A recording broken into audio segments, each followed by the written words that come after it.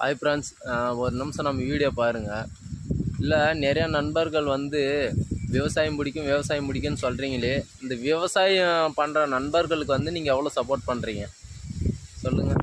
உங்களுக்கெல்லாம் அந்த வசதியான வீடு, காரு, நல்லா அந்த 5 ஸ்டார் ஹோட்டலில் ஃபுட் ஐட்டம் இந்த மாதிரி எடுத்து போட்டால் ஒரே 1 மணி நேரத்தில் பெரிய லெவலில் பண்ணி விட்டுறீங்க.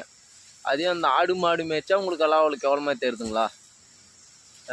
ஃபஸ்ட்டு மதிக்கிறீங்களா சொல்லுங்கள் பார்க்கலாம்.